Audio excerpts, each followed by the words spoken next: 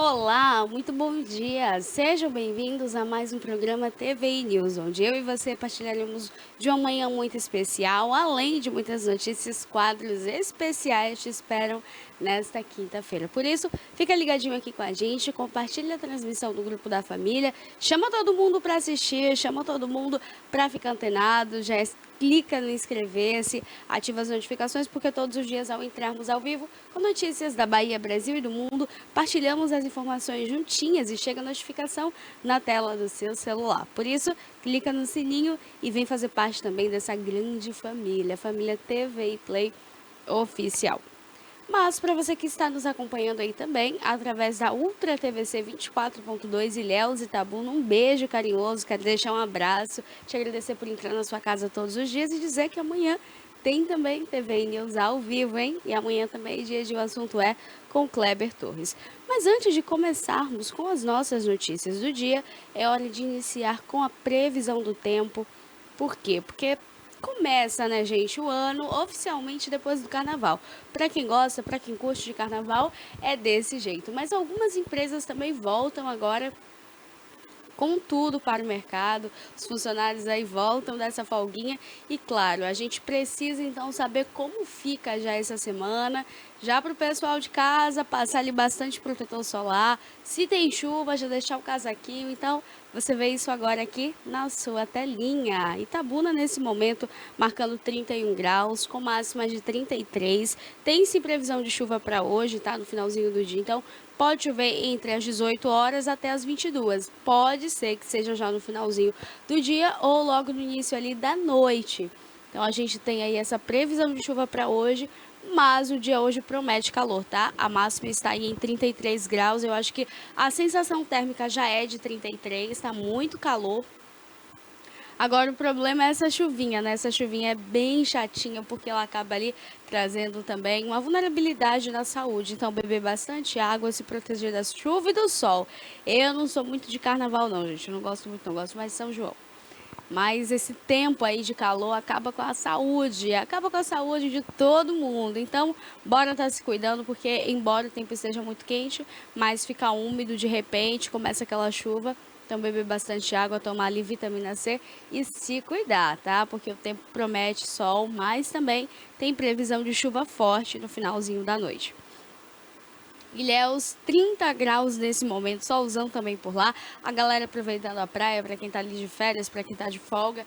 Para quem veio turistar, continua curtindo ali em Ilhéus, Itacaré 28, máxima de 32, Itajuípe 30 graus com máxima de 33. Temos Uruçuca com 30 graus, máxima de 33. Temos também aqui outras cidades, como Serra Grande, com o solzão também por lá, o tempo segue firme, 30 graus em Serra Grande, máxima de 33, Canavieiras 30 graus, máxima de 33 e Vitória da Conquista 27, com máxima de 29. Hoje em Conquista tem calorzão por lá, hein? Conquista hoje começa o dia aí quente, termina com o tempo firme também, e o restante da semana será tempo firme em Conquista. Assim, aquele friozinho da Suíça baiana, mas tá tudo certo também.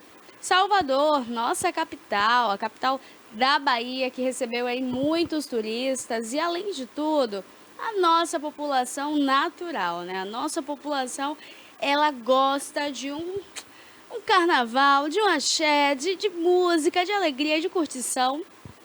Quando eu falo nossa população, eu falo essas cidades todas aqui ao redor da Bahia, dentro da Bahia e com certeza no interior, né? A gente sabe que o carnaval é uma época aí também que as pessoas elas vão ali para Salvador diretamente para curtir os trios, bloquinhos, tem camarote também. E Salvador segue lá por tempo firme, o tempo ensolarado, dá para pegar uma prainha, fazer uma visita ali ao Pelourinho, ir na Barra, conhecer então ali muitos lugares bonitos e com certeza com uma força histórica que representa o que é o povo brasileiro, o que é o povo baiano, que é um povo resistente, um povo que não foge da luta, que tem garra, determinação e com certeza que serve aí, ó, como um exemplo diário de sobrevivência. Então a Bahia ela tem essa história e com certeza você que de casa, já foi lá em Salvador, sentiu essa energia da Bahia e foi muito bem recebido. Porque a Bahia sabe receber, a Bahia é muito calorosa, né? E eu não digo só em Salvador, todas essas cidades aqui, circunvizinhas, no interior, elas também sabem receber muito bem, né? Um povo acolhedor, um povo que gosta de conversar, um povo que é amiga muito fácil. Isso aí a gente tem dentro da nossa natureza, no nosso DNA.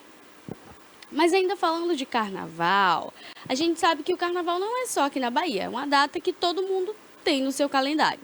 No entanto, Sapucaí recebe grandes desfiles. Desde a semana passada esses desfiles aconteceram. Na segunda e terça-feira também tiveram ali as últimas atrações, ou seja, as últimas escolas de samba do grupo especial que entraram ali na avenida, fizeram bonito.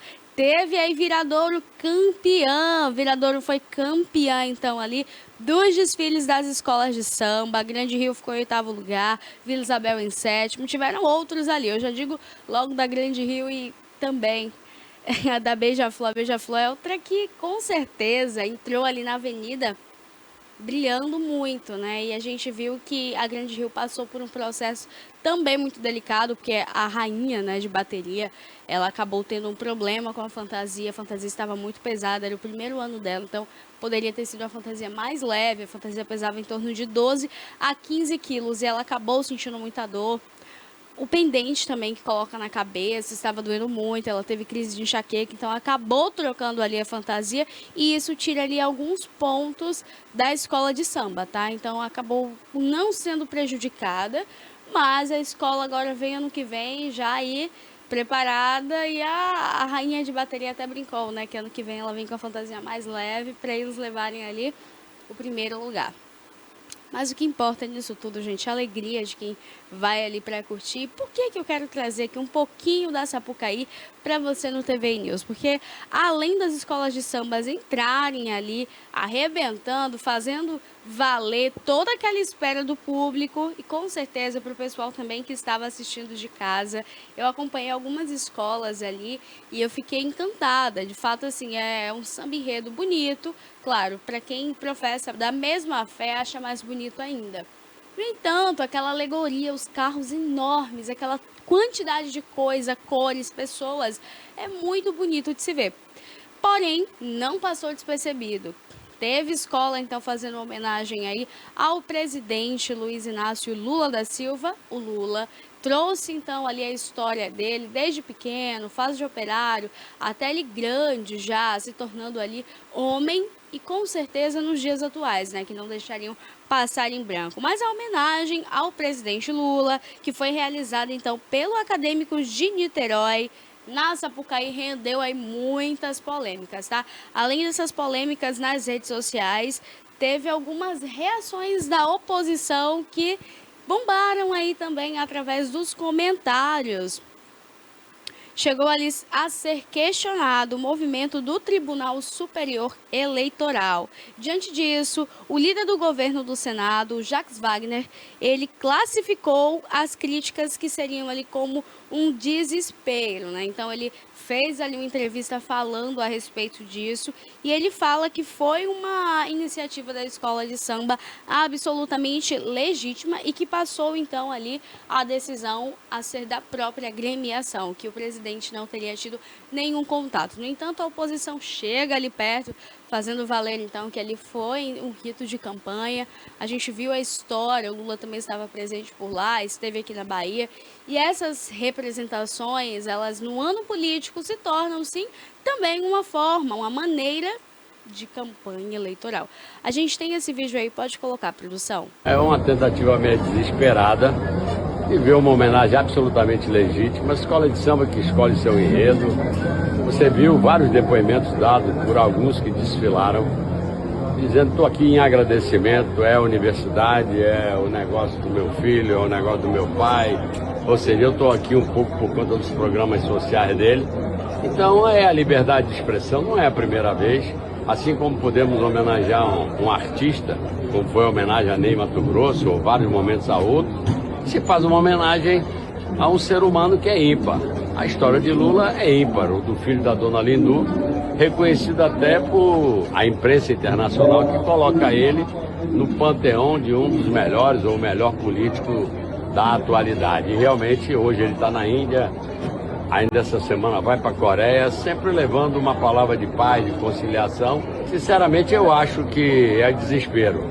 Não houve nenhuma influência do governo, não foi um pedido do governo, foi uma ideia, talvez até de algum carnavalesco que tenha sido beneficiado por algum programa social dos 2 primeiros governos do presidente Lula, que disse, ó, é hora de homenagear o cara enquanto ele está vivo. Então, sinceramente, eu não vejo como prosperar.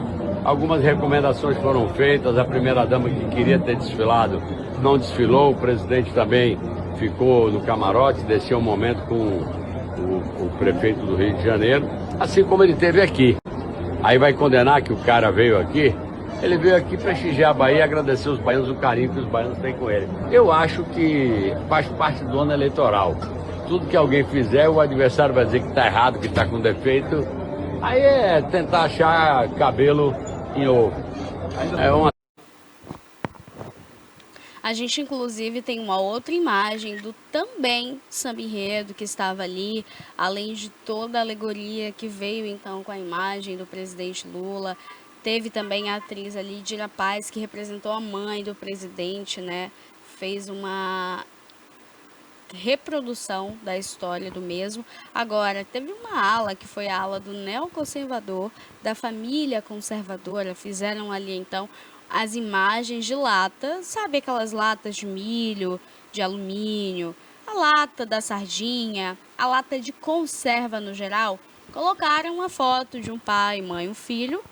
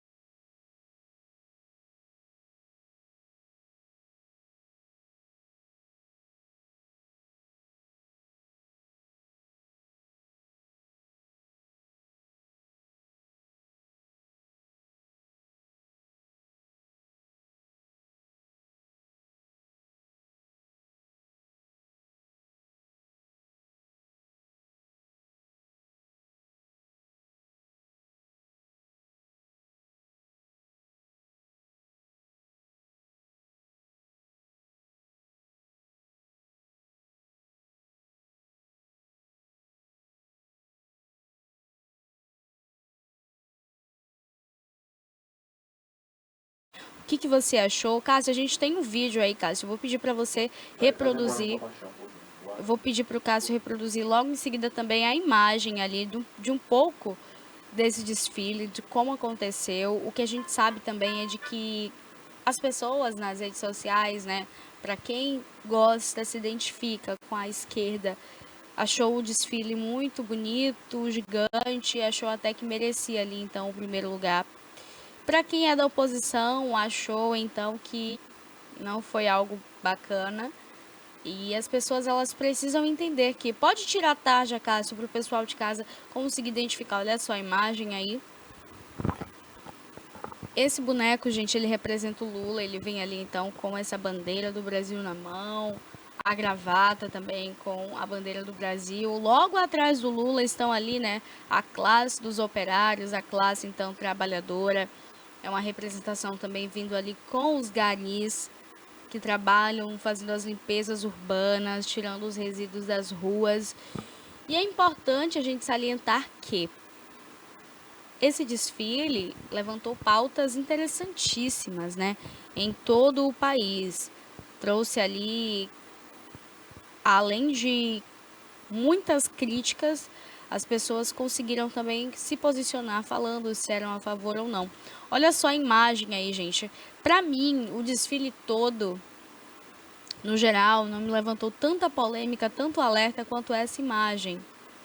A imagem de uma família conservadora, como se fossem ali ervilhas, olha só. As ervilhas, as latinhas de conserva, como se essas famílias elas fossem então ali as famílias conservadoras. É uma crítica muito grande e eu acho que quando se fala em família tradicional brasileira e principalmente quando a gente diz então sobre as questões de valores, princípios que estão invertidos, eu acho que, para mim, essa daí foi a parte do desfile que eu preferia nem ter visto.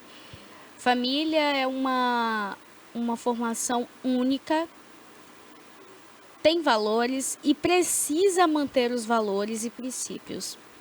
Família é uma bênção, é uma dádiva, é ali onde você tem o seu suporte, o seu acalento. É dali que saem homens e mulheres fortes, capazes de fazer toda a diferença, ou que dali mesmo trazem então ali uma luta, um sofrimento e até mesmo questões negativas. Então a família é a base de tudo. E por que criticar a família conservadora, né? Fazer como que essa família, ela vive ali dentro daquela bolha, ela está presa, restrita, se restringe apenas ali então aquela latinha de conserva. E não é isso. A família conservadora é uma família que tem as bases, princípios e valores firmados, fixos. Não significa que ela está dentro de uma bolha e não consegue enxergar ao redor. Pelo contrário, você consegue identificar ao redor os pontos que não são valores para você, que não são importantes ou que não são necessários que você viva daquele modo. Então você não passa, não reproduz aquilo dentro de casa. Para mim essa ala aí, ela foi assim uma crítica social muito grande e algo que me entristeceu de verdade. Então, como a gente vive num país livre, até democrático, a gente pode sim falar, eu posso dar também a minha opinião. O desfile em si foi um desfile bonito, e quando eu falo bonito, eu falo pela alegoria em si, né? Muita criatividade. Mas quando você já vem para um outro assunto, quando você coloca ali uma família dentro dessa lata e faz assim uma algazarra, uma balbúrdia com um tema tão importante, eu acredito que a minha nota ali como jurada para essa ala aí dos neoconservadores, falando da família, seria ali no mínimo um zero, no mínimo, né? Não tem como dar menos, então a gente daria ali o zero mesmo. Eu sou totalmente a favor da família. Eu venho de uma família de pessoas que sempre me criaram para ter valores, princípios, caráter, boa índole, saber o que é certo, o que é errado, que roubar, matar, estuprar, corrupção e tudo mais são coisas erradas, de pessoas de má fé, de pessoas que passam a perna nos outros, de pessoas que não são dignas nem de serem chamadas de seres humanos. Então, eu fui criada ali por uma mulher também muito forte e que desde pequena me ensinou o que é de fato a vida. Então, a gente ter uma base forte, uma base sólida, consegue então fazer com que você cresça tendo uma cabeça muito mais organizada e os dois pezinhos firmados no chão. Então, para mim, essa crítica social, ela foi assim, triste e até repudiável, né?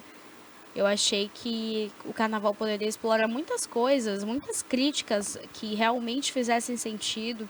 Eu acho que a política da esquerda vai muito além dessa crítica à família conservadora. Então, existem temas sensíveis e temas importantes. O feminicídio, por exemplo, poderia ser um deles aí na avenida. Eu acho que carnaval é tempo de alegria, mas é um tempo de alegria e conscientização. São milhares de pessoas assistindo, outras na avenida, acompanhando ao vivo ali de pertinho. Então poderia, assim como outra escola usou ali a homenagem ao cachorrinho Orelha, diversos cachorrinhos no carro alegórico e todos com o nome Orelha, fizeram ali um ato então de manifestação, de protesto, mas de uma forma racional, uma forma equilibrada e respeitosa com todos que assistiam ali. Então eu acho que toda a expressão é válida, desde que ela não esteja ferindo, né, a outras pessoas, a outros seres humanos, né? Então, existem pautas muito mais importantes a serem até criticadas do que isso, né? A gente vê aí as coisas como estão e, infelizmente, a Avenida receber aí uma família enlatada, eu acho que foge um pouco do que, de fato, a gente espera do carnaval, né? A gente não espera ali que faça alusão política. Eu acredito que quando você eleva um candidato e você eleva o nome, isso poderia valer para o Bolsonaro também, tá? Para ninguém acreditar que o meu posicionamento é porque não, foi o Lula, não. Poderia ser o Bolsonaro também. É um ano de campanha, eu acredito que as escolas de samba poderiam até ter ali o seu favorito, poderiam até ter ali as suas parcerias, né? A sua base. Mas você não precisa colocar uma coisa daquela ali na rua, grandiosa como é, e empurrar a goela abaixo de quem está assistindo, de quem está ali na avenida. Eu tenho meu posicionamento e eu acredito que isso foge um pouco do que a gente espera, né? Então, a política tem virado um jogo de quem tiver as unhas maiores, que suba na parede, e as pessoas esquecem ali dos valores e os valores que estão invertidos, né? Mas isso aí acende também um alerta para nós, né? As crianças que estavam ali acompanhando, adolescentes também, que eles possam continuar tendo a mesma visão do que é ter uma família, do que é ser uma família, tá? Independente se for uma família conservadora ou não, eu acredito que família, esse nome é muito forte, de um peso muito grande, que as pessoas elas parem de brincar com algo tão sério como isso, que as pessoas elas caiam na real e deixem as famílias em paz, deixem as crianças no calor, no acalento dos pais e na educação, uma educação que seja de fato severa, mas não é severa da surra, não é severa da agressão, não é severa dos maus tratos, é uma agressão severa para mostrar que quando o seu direito termina, o do outro começa, quando o do outro termina, o seu começa. Então, para que as pessoas elas comecem a entender que a família é importante nesse ponto. É uma educação que de fato tem valores, tem princípios e ela forma cidadãos de bem. Então é muito triste o que vem acontecendo e as pessoas normalizando cada vez mais. Eu não acho normal, eu acho que é um comportamento assim que fere. Então, para mim, de fato, assim, foi uma decepção essa parte, essa ala do desfile, mas no geral ali de caracterização e tudo, eles receberam uma nota boa, mas acabou não levando, não dessa vez. E eu acho que tudo isso vai refletindo ali, né, no que as pessoas elas tendem a acreditar e a se aliar, né? Então, cada um faz a sua escolha e tá tudo certo.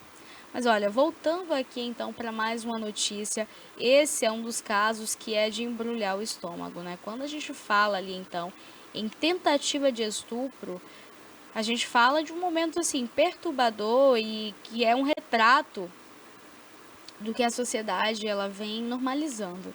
Normalizando de que forma, Pérola? Será que as pessoas elas acham normais estruparem, elas acham normal praticar atos libidinosos? Sim, por parte sim, porque nós vivemos em um país onde o criminoso ele vai para a delegacia através ali do mandado de busca e apreensão, através então do flagrante, através de uma investigação feita pela polícia civil, a prisão concedida ali então às vezes pela militar ou até mesmo pela polícia civil. Só que ele entra réu primário, tem uma residência fixa, aí ele vai para uma audiência de custódia, por exemplo, ele sai pelas portas da frente. Ou, em muitos casos, ele paga uma fiança e ele é liberado. Aí o que acontece? Aquela vítima, seja ela de uma importunação sexual, um abuso, um assédio, um roubo, um sequestro ou de outros tipos de crimes, ela que fica com aquele trauma, ela quem tem medo, porque além do criminoso estar na rua, ela ainda olha agora para as pessoas, no modo geral, com medo, com receio e desconfiando. Então, o que eu quero trazer fazendo todo esse contexto para vocês? Um episódio que era uma rotina comum na vida de uma jovem de 23 anos, enquanto ela voltava do trabalho. Ela foi atacada e estuprada caminhando para casa. Isso aconteceu em Dias d'Ávila, na região metropolitana de Salvador. A vítima ela não foi identificada e até mesmo por uma questão de segurança dela, contou que ela ainda revive mentalmente cada minuto, cada segundo dessa abordagem violenta. Ela disse que o homem agiu de uma forma repentina, que ela não esperava. Ele estava armado com uma faca e não deu chance de reação da vítima. Ele disse que era para ela andar e não gritar, e logo em seguida pegou ali a faca e já colocou nas costas dela, intimidando a moça. Com a faca do tipo peixeira, ele então obrigou ela a sair ali de uma rua onde estava movimentada. Levou até um ponto isolado, onde então o estupro ali foi consumado. Depois ele fugiu, levando então o aparelho celular dela. A Polícia Civil aqui da Bahia informou que o crime está sendo investigado pela 25ª Delegacia Territorial. A jovem recebeu atendimento médico, agora passa por atendimento psicológico e a resistência ali, então, maior é de ir às ruas, né? Eu acho que quando se vive um processo tão difícil como esse, traumático, a resistência na ida às ruas é algo normal. Porque você tem medo de quem está ali ao redor, você tem medo das pessoas por perto, você tem medo do que pode acontecer, você desconfia até da sua sombra, você vê a sombra no chão, você nem sabe se é a sua. A cabeça se torna ali, então, um caos infinito e a própria mente vai se auto-sabotando. Então, o que a gente deseja para essa jovem é justiça, o que a gente deseja para ela são dias aí de paz, de calmaria consigo mesma, que ela se encontre novamente e que esse homem vá para trás das grades. Porque enquanto ele estiver solto, vai continuar fazendo vítimas e mais vítimas. Quem nos garante que esse homem, que ainda não foi identificado e continua sendo investigado pela polícia, já não fez outras e outras e outras? Quantas mulheres não já passaram pelo mesmo sofrimento e quantas outras terão que passar até que a gente entenda o absurdo que tudo isso tem se tornado. Feminicídio. Agora, com o carnaval, a gente, graças a Deus, não teve tantos casos como já aconteceram aí em outros anos, de estupro, de mortes, enfim. Foi um carnaval um pouco mais tranquilo, eu senti isso, eu fiz um levantamento, né, algumas pesquisas, e eu achava que pudesse estar enganada. Eu comecei a ir mais além, e sim, gente, graças a Deus esse foi um carnaval mais tranquilo, pelo menos no quesito de violência contra a mulher. E eu falo isso dentro da avenida, tá? Eu falo ali no circuito. Falo isso ali na Barrondina, Campo Grande. Eu não digo ao redor, nos bairros, dentro das casas, no interior, em outras cidades. Eu digo no circuito. Mas teve um caso muito triste também do carnaval, eu vou contar essa para vocês, antes da gente ir para a imagem do caso na região metropolitana de Salvador. Uma argentina, ela foi estuprada dentro de um banheiro químico.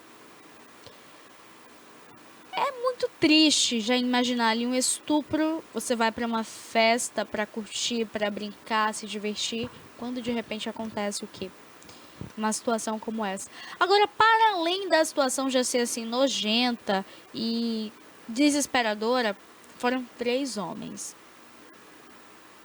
E esses 3 homens faziam parte ali da guarda, faziam parte da equipe de segurança pública que estava atuando naquele circuito.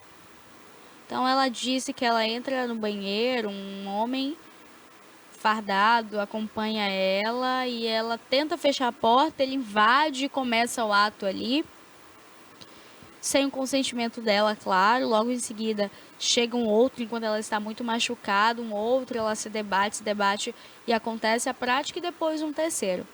Depois disso eles saem como se nada tivesse acontecido, a mulher permanece no lugar, violentada de dentro para fora e principalmente destruída na sua figura de mulher, né?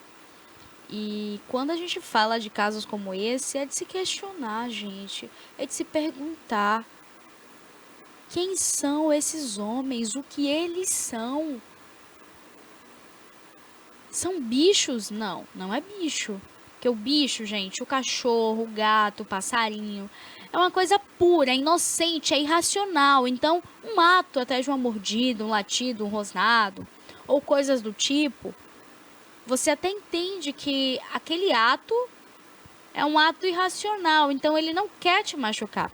Mas o ser humano, em sã consciência, pegar uma mulher e fazer um ato desse, tem que procurar uma palavra, porque bicho, animal não é. Tem animal que protege, que te acompanha até o seu último dia de vida. E quando você morre, ele chora, ele sofre, adoece e até morre junto. Tem casos de pessoas que são agredidas ou tem tentativa ali de assalto, de violência, e o animalzinho parte para cima para defender. O cachorrinho fica do lado até o final, o gatinho. Então, assim, a gente tem que procurar uma palavra, a gente tem que procurar talvez até uma maneira de identificar mais fácil e mais rápido esse tipo de doente. Porque não é normal uma pessoa que pratica um ato como esse, a gente normalizar e achar que está tudo bem, porque não está. A gente vai para a imagem agora do circuito de câmeras, onde a jovem, ela chega até um estabelecimento e depois ela é vista ali já sozinha, em um momento muito delicado, após ser vítima, então, desse abuso sexual em Dias Dávila, em Salvador. Pode colocar na tela, produção.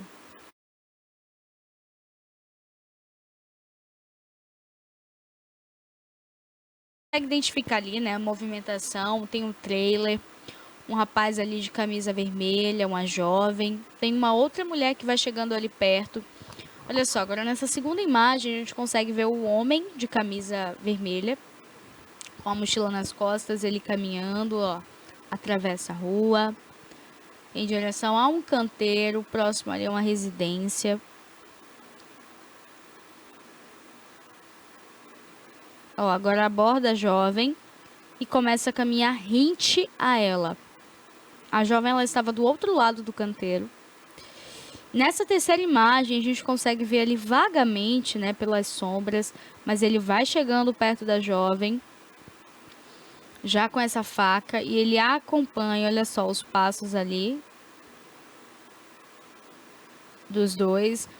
Ou seja, ele já estava procurando por uma vítima, ele já queria fazer uma vítima, então ele chega ali até aquele estabelecimento, ele começa a olhar.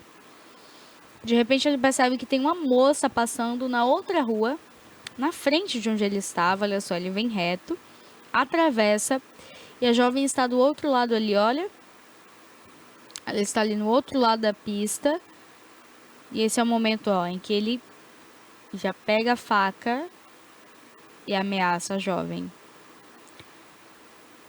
Tomara que as imagens, elas consigam ser aproximadas, principalmente que o rosto desse criminoso vá para tudo que é página. Eu prometo aqui a vocês que assim que eu souber de qualquer atualização, e principalmente de nome do rosto, eu quero trazer aqui em primeiro instante. Assim que eu entrar ao vivo, eu quero entrar com a cara dele estampada, bem grandona, assim, ó, como eu tô aqui aparecendo, tá vendo?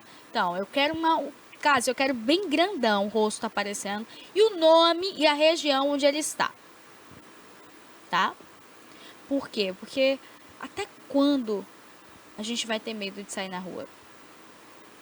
Até quando a mulher vai ter medo de jogar um lixo na porta de casa, medo de voltar do trabalho, medo de ir ao supermercado, medo de voltar da faculdade? As pessoas, elas precisam entender que a mulher tem o direito de ir e vir, isso é constitucional, isso tem na nossa Constituição. Além de tudo, o ser humano não precisa estar na presença de outro para que um criminoso tenha que sentir medo. Então a mulher, ela tem que andar com outro homem, acompanhada de um homem, para então ela ser respeitada. Quando foi que normalizaram isso, gente? A mulher tem que ligar pro pai, pro irmão, pro amigo, namorado, seja lá quem for, para pedir para acompanhar ela até em casa, para pedir para buscar ela, porque ela tem que ter medo. Porque se ela tá sozinha, ela é o quê? Uma presa. E uma presa fácil. Ela é o quê? Um objeto, um pedaço de carne? Mas na mente do psicopata, na mente do criminoso, isso é normal. Mas não tem como a gente normalizar, tá?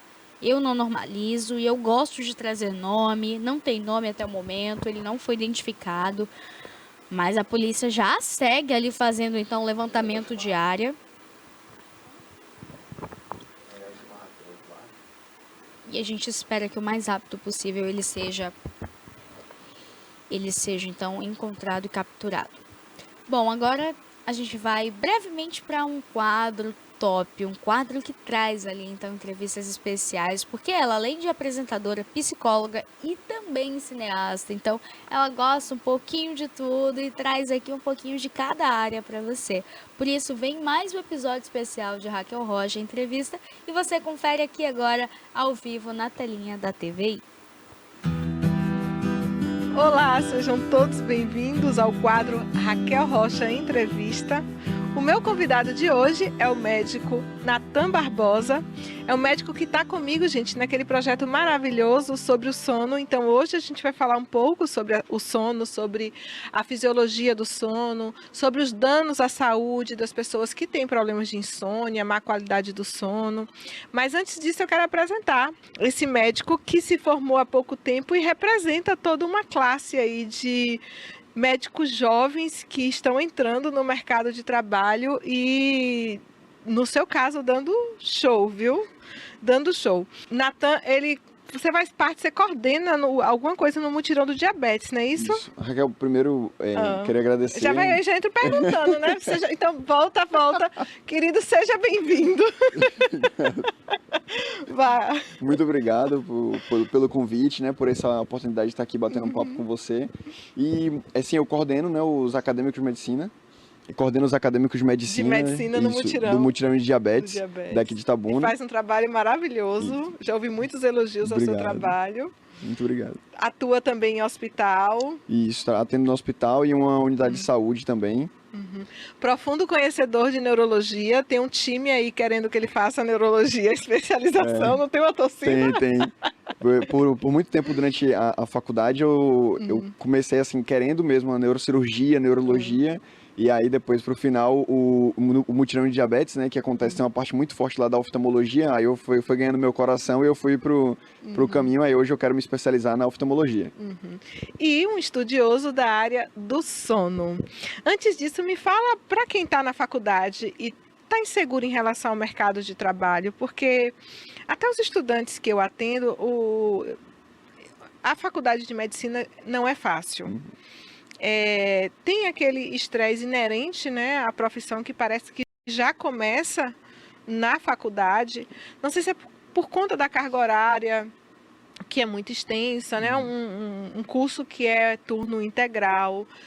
A expectativa, muitas vezes, de toda a família em torno desse profissional e a responsabilidade, né, de, muitas vezes, a vida de alguém depender de você. Então, por todos esses fatores, é um curso que traz uma carga de estresse associada e acaba chegando muito na clínica. E, além de todas essas preocupações citadas, às vezes os estudantes eles falam assim: e será que quando eu me formar, eu ainda vou encontrar emprego? Ainda não existe, assim, médico desempregado, não é, Natan? Ainda o mercado de trabalho está mais difícil, né? Cada vez que passa está mais difícil, tem muito mais médicos formando hoje em dia, mas ainda é um mercado muito bom, ainda é um mercado que ainda tem sido generoso, né, com o tempo que a gente estuda, que a gente se dedica. Realmente é um caminho árduo. Sim. É uma dedicação mesmo à faculdade, mas é algo que vale a pena, né? Assim, hoje em dia, cada vez mais tem se orientado a se especializar, porque você continuar como generalista, como recém-formado, ou ali só questão de dando plantão, acaba que é uma demanda que está aumentando no mercado de trabalho, porque justamente é para onde os recém-formados vão. Então, depois de um certo tempo, acaba que o espaço fica meio disputado, e hoje em dia tem sido orientado para poder buscar mais especialização, mas ainda é um mercado de trabalho que ainda está aberto aí, tanto para os recém-formados quanto para quem já tem uma carreira, né, já mais extensa.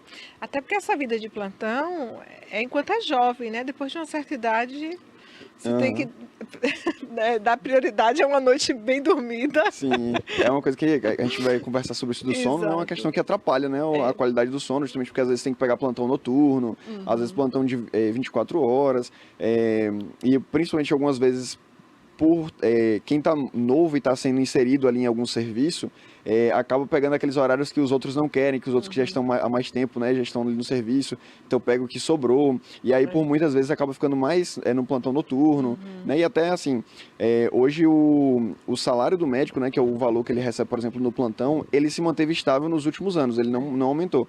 O custo de vida tem aumentado, né, mas o salário do médico, o valor do plantão continua o mesmo. Então, hoje em dia você precisa dar muito mais plantões para poder adquirir alguma coisa que você adquiria com muito menos plantões antigamente. Eu me recordo de concursos para médicos com salários altíssimos e sem candidatos inscritos no passado, há uma década atrás. E hoje o cenário já não é esse. O que eu acho que é uma coisa até benéfica num certo sentido, se me permite dizer, porque isso vai tirando também da profissão pessoas que só pensam no dinheiro, pessoas que querem fazer medicina para ganhar dinheiro, né? Porque eu acho que o dinheiro ele é sempre uma consequência de um trabalho bem feito, de uma dedicação, de uma responsabilidade. Mas não pode ser o objetivo final de eu vou escolher medicina porque medicina dá dinheiro.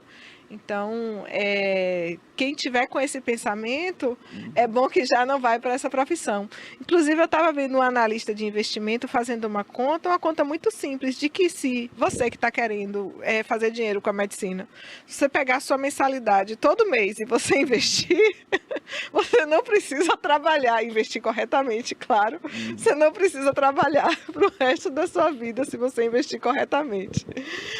Porque é caro o curso de medicina, é muito caro. Então, que as pessoas que escolham esse curso realmente escolham porque têm amor pela profissão. E eu já aproveito e te pergunto, assim, quando é que o desejo de medicina surgiu na sua vida? Então, na verdade, quando eu era menor, meu pai é advogado, eu quis seguir a profissão do meu pai.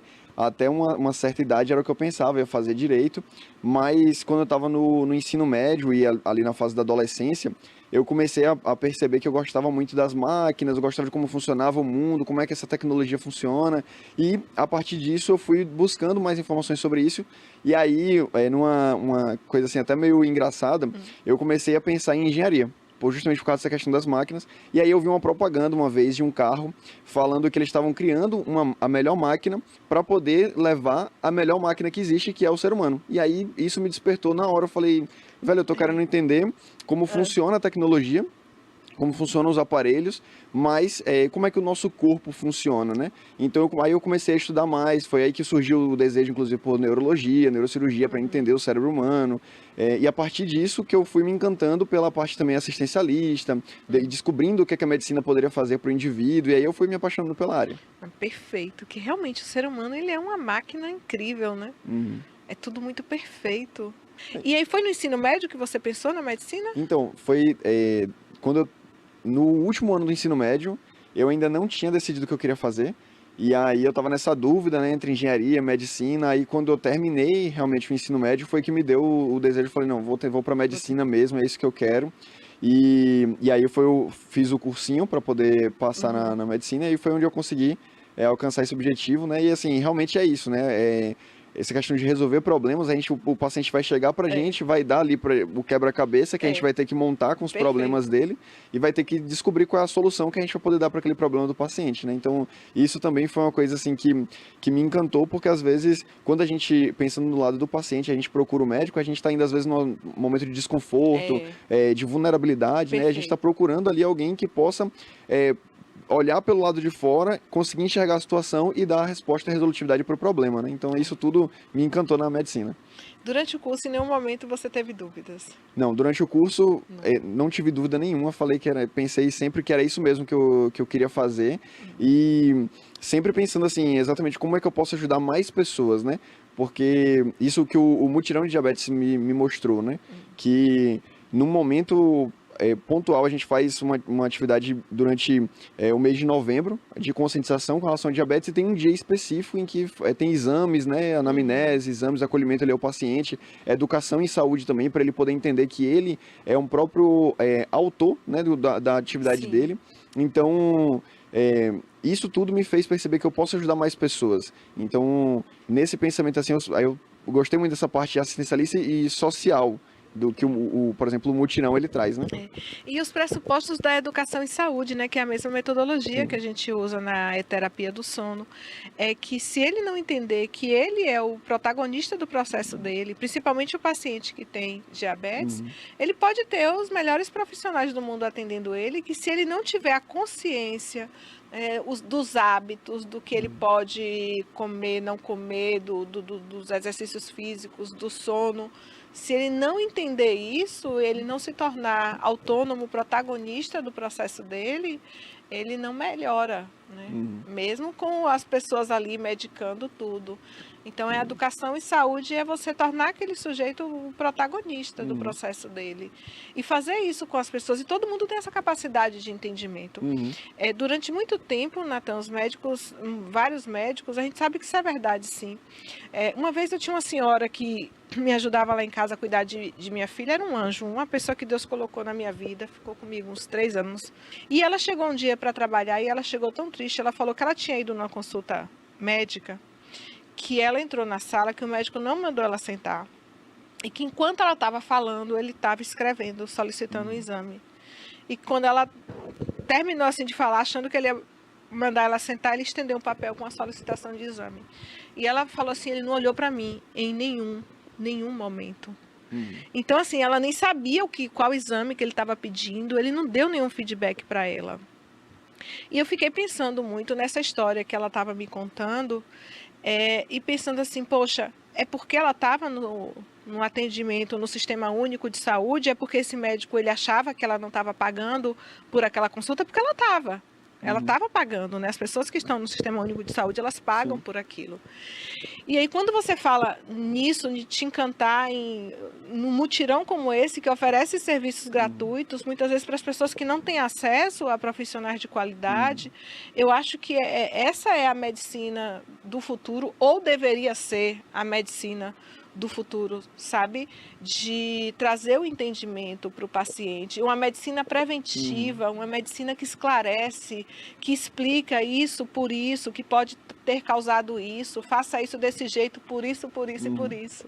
E hoje a gente tem várias ferramentas, né, que a gente consegue disseminar essa informação.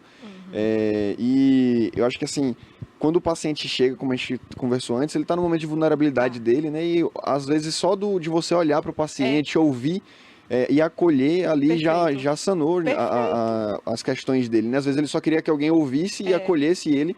Ou então, já teve algumas vezes de eu examinar o paciente e ele perguntar, mas é alguma coisa grave? E aí, às vezes não é, às vezes é só alguma gripe, alguma coisa que vai passar.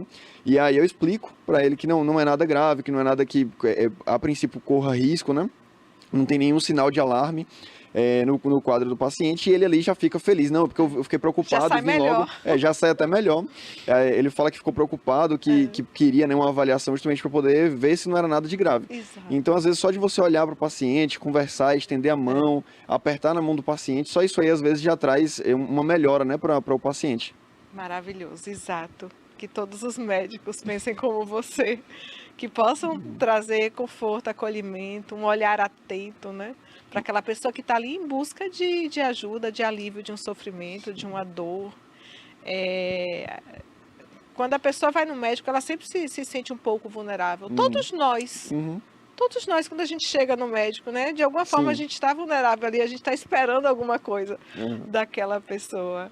Agora, eu acho que as faculdades hoje em dia, elas têm percebido que isso é uma demanda e têm trabalhado muito esse lado humano do médico, né? Sim. Eu acredito que isso tem sido avaliado no dia a dia dos estudantes de medicina, tem sido cobrado em provas, então eu acredito que as próximas gerações de médicos que estão surgindo no mercado, elas já estão saindo da faculdade, pelo menos é o que a faculdade tem treinado para isso, né? É que já sai com esse olhar humano, com esse olhar atento ali às necessidades do paciente, e não somente um lado curativo, né? Perfeito. Ok, vamos falar um pouquinho sobre o sono, mas acho maravilhoso conversar com você sobre essa questão do olhar, né, da medicina e da nova medicina e da medicina que a gente espera, né, que a gente sonha.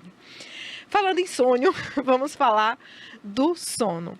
Natan, ele compõe a equipe multidisciplinar do projeto E-Terapias UESC, que é um projeto para a melhoria da qualidade do sono. E ele traz informações de extrema importância, como a fisiologia do sono, os males, e é nisso que eu queria focar, assim, os prejuízos à saúde que pessoas com insônia elas podem ter. Porque não é só eu dormir mal e pronto. Eu dormi mal e fiquei cansada. Isso pode trazer problemas, principalmente se essa insônia for crônica, né? Se ela se perpetuar. Poderia falar um pouquinho sobre esses prejuízos, Natan? Isso, então, a gente sabe que se uma noite que você já dorme mal, você já não conseguiu se recuperar ali bem, no dia seguinte você vai ter algum prejuízo. Mas a insônia mesmo, a definição, né, de insônia seria o quadro de você ficar pelo menos 3 meses com a dificuldade ou de iniciar o sono, ou de manter o sono, ou até de acordar precocemente, e isso trazendo algum prejuízo na sua funcionalidade, na sua performance. E esse quadro de insônia, ele vai trazer inúmeros prejuízos, né? O nosso cérebro, durante o sono, ele vai fazer uma limpeza do nosso cérebro. Linfático, isso, né? O líquido cefalorraquidiano vai limpar todo o nosso cérebro, as proteínas. As beta-amiloides, né? Isso, as beta-amiloides, as proteínas de adenosina que ficam no lobo pré-frontal. Esse líquido cefalorraquidiano, ele vai fazer uma limpeza desse nosso cérebro e vai tirar essas impurezas. E aí, tudo isso contribui justamente para que no outro dia você esteja com o seu cérebro mais equilibrado para poder fazer as suas funções, ter a sua performance normal. Se você já não dorme bem, né, esse cérebro não fica totalmente limpo, sua performance diminui, sua atenção diminui justamente por causa de todas essas questões. E além disso, a gente sabe que algumas síndromes psiquiátricas, elas podem levar à insônia, como por exemplo depressão e ansiedade, mas a recíproca também é verdadeira. Perfeito. Se você tem insônia e ali uma insônia crônica, que você está tendo uma dificuldade para dormir, isso vai trazendo um prejuízo funcional e isso vai levando também a depressão. Pode ou agravar, né? Exatamente. Esses sintomas desses transtornos psiquiátricos. Isso. É uma relação bivalente. Isso. Insônia e transtornos psiquiátricos. Tem uma relação também com a glicemia, não é? Com a diabetes. Existem estudos falando sobre isso, sobre como você tem mais dificuldade, por exemplo, para metabolizar o açúcar, se você não teve uma boa noite de sono. Parece que o seu índice glicêmico, né? O seu não, o índice glicêmico é dos alimentos. Mas tipo assim, a resistência à insulina fica maior. Como é essa relação entre o sono e o controle do diabetes? Então, na questão do sono, está muito relacionado também com a questão hormonal. Né? Uma das coisas que pode acontecer é de aumentar o hormônio que dá fome e diminuir o hormônio que dá saciedade. Isso aí é grande verdade, viu? Você não dorme bem, você sente mais fome. Então, olha quem faz dieta aí, quem está tentando emagrecer, outro motivo para dormir bem. E aí acaba que, justamente por você ter mais fome, aquilo você vai comendo um pouco mais, quem segue a dieta sai da dieta, né? E isso pode ali aumentar, já fazer uma hiperglicemia, dependendo do que você for comer, se você for comer alguma coisa mais gordurosa, com mais açúcar. Já pode sair um pouco do controle, mas também o hormônio que é relacionado com o hormônio do estresse é o cortisol. E aí está muito relacionado com essa questão de resistência à insulina. Exatamente, Então, o fato de você dormir desregula esse hormônio e isso acaba também prejudicando na questão do diabetes.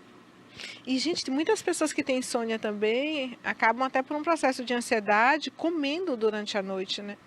O que também prejudicaria pelo menos essa janela aí, que teoricamente nós não deveríamos nos alimentar, né?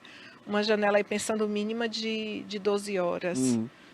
E tem gente que ainda, às vezes, por saber que demora um pouco para dormir, acaba levando até comida para a cama, né? Que aí já prejudica também a higiene do sono, que a cama deveria ser o ideal só para dormir. E aí tem gente que acaba falando, não, como eu sei que eu já vou demorar de dormir, porque eu demoro mesmo, vou levar alguma coisa, se eu sentir fome eu como. E isso aí já vai gerando um ciclo vicioso, você prejudica a sua higiene do sono, prejudica o sono, vai prejudicando um ao outro. Exatamente. Então tem essa relação com diabetes, a parte cognitiva também. Existem testes já de memória mostrando que você tem prejuízos na memória, no aprendizado, se você não tiver uma boa noite de sono. Existem estudos também que trabalhadores noturnos, eles têm uma expectativa de vida menor, né, tem uma expectativa de vida menor, estão mais sujeitos a, por exemplo, problemas cardíacos. E a questão também, se a gente parar para pensar, quem não dorme bem também está sujeito a acidentes de carro, né? Operar máquinas, porque você pode ter um prejuízo ali na atenção, nos reflexos. Você perde a atenção, perde o foco, sua motricidade mais fina, ela acaba ficando mais prejudicada. Isso aí pode sim ser suscetível a acidentes. Outra coisa que também, como a gente estava falando da fisiologia, né, tem as fases do sono. Se você precisa passar por todo o ciclo, por toda a fase do sono, para poder ter um sono bem, bem estruturado, né? Se você acaba falhando nesse ciclo das fases do sono, acaba que você tem prejuízo na memória, porque nesse momento do sono mais profundo que a memória é mais fundamentada, então você tem um prejuízo ali de performance, né, cognitivo, funcional. Então todas essas coisas elas acabam contribuindo aí para uma vai prejudicando a outra. Às vezes você prejudicou ali a sua memória, né, a sua performance, e você esqueceu de tomar algum remédio que era importante para você, e aí já vai prejudicando um ciclo, um ao outro. Tem a questão também da dor, né, que, por exemplo, quem tem fibromialgia ou alguma outra dor crônica, a dor vai prejudicar o sono, porque você às vezes tem uma dificuldade de achar alguma posição para poder dormir, e isso prejudica o sono. A falta de sono vai gerar mais dor também. Então é um ciclo, um vai puxando o outro. Exatamente. E eu acho que todas as especialidades da medicina, quando o paciente chega, deveria perguntar sobre o sono. Não sei se eu sou suspeita, mas eu não me recordo uma consulta que eu cheguei e o médico perguntou sobre o meu sono. Não me recordo. Mas eu acho que o endocrinologista ele tinha que perguntar, o cardiologista ele tinha que perguntar, todas as especialidades, sei lá, a ginecologista também tinha que perguntar, porque também tem uma relação aí, a mulher quando entra na menopausa, ela pode ter algumas dificuldades também com o sono, por conta das questões hormonais. A nutricionista tinha que perguntar sobre o sono. O educador físico tinha que perguntar sobre o sono. Eu pergunto, quando o paciente chega, no primeiro dia, na primeira sessão, a não ser que o paciente já chegue com uma demanda ali, com um problema, com um sofrimento muito grande, aí a prioridade é a escuta para o que ele está trazendo. Mas o paciente que chega, às vezes chega assim, falando pouco, né? Que a gente vai fazer a anamnese, que a gente faz aquelas perguntas iniciais, o sono é uma das primeiras coisas que eu pergunto. Né, justamente por conta dessa relação entre sono, transtorno mental. Nosso humor, a gente nem precisa adentrar na questão da seara dos transtornos mentais. Gente, se a gente não dorme bem, no outro dia a gente fica no mau humor, não é? A gente fica mal-humorado, já mais estressado, qualquer coisinha a gente já estoura. Perfeito, perfeito. E falar sobre isso, né? Falar sobre a importância sobre os prejuízos do sono é justamente uma forma de alertar para que as pessoas elas possam cuidar do seu sono. Vamos tentar citar aqui algumas coisas simples que as pessoas elas podem fazer, né? Existe assim todo um processo de higiene do sono. Inclusive, eu tenho uma lista enorme que eu entrego para os pacientes, que eu digo que para você dormir bem, você tem que acordar bem. Mas aqui a gente vai fazer um apanhado por alto, tá? Alguns conselhos. Então, comece com... Posso começar? Pronto, exposição à luz solar, extremamente importante. Para você dormir bem, você tem que acordar bem. Então, quando você acordar, se expõe à luz solar de alguma forma. Abra a janela, abra a cortina, vai para o jardim, vai para o quintal, vai fazer uma caminhada. Mas esse contato com o sol ele é muito importante. Se for nas primeiras horas da manhã, é extremamente importante, porque é como se você estivesse ali ativando o reloginho, que nossas células elas têm um reloginho, mostrando que o dia amanheceu, para que ela saiba quando é noite e quando é hora de dormir. E durante todo o dia, se puder não ficar totalmente no blackout, a gente tem estudos mostrando, por exemplo, trabalhadores de shopping, aqueles shoppings antigos que eram todos fechados, os shoppings de hoje eles já têm bastante vidro, assim, vidraças grandes. Mas antigamente o shopping ele era todo fechado, sem nenhuma luz natural, justamente para que as pessoas pudessem perder a noção do tempo e comprar mais, tá? Enfim, era intencional. Mas quem fica ali no shopping sem saber se é dia ou se é noite, sem referência nenhuma, tinha um sono com uma pior qualidade, para vocês terem ideia da importância da exposição à luz solar. Sim. Tá. Entrando até nessa questão da exposição à luz solar, entraria de ter o mesmo horário para você acordar. Porque já vira uma rotina, você acorda, já se expõe logo à luz solar, e tem um horário para dormir também. Perfeito. Alguns estudos e alguns estudiosos também com relação a isso falam que o ideal seria você ter um despertador para dormir e não para acordar. Para acordar. E é o que eu faço, sabia? Eu me policio no horário de dormir. E acordo mais ou menos no mesmo horário, mas sem despertador. Isso, porque o corpo ele, depois de um tempo, ele se acostuma naquele horário de acordar. Tanto que hoje em dia, às vezes, no final de semana, eu falo, não, hoje eu quero acordar mais tarde, eu não consigo. Eu acordo sempre no mesmo horário. Então, gente, essa coisa de um dia você acordar às 6, um dia acordar às 10 horas da manhã, sabe? Um dia você vai dormir 10, outro dia dorme 2 horas da manhã, não é saudável. A regularidade, ela é muito importante. Inclusive nos finais de semana. Não quer dizer que você vai sofrer e, sabe, acordar ali necessariamente 6 horas da manhã. É se permitir, às vezes você descansa um pouquinho mais, acorda às 7, mas tem uma certa regularidade, por isso que Natan cita essa questão da importância de você tentar dormir sempre no mesmo horário, porque se acostuma seu cérebro, né, de produzir ali a melatonina, todos os hormônios, justamente naquele horário. E tem uma coisa assim, às vezes a pessoa, poxa, mas eu acordo tão cedo e eu queria no final de semana poder acordar um pouco mais tarde.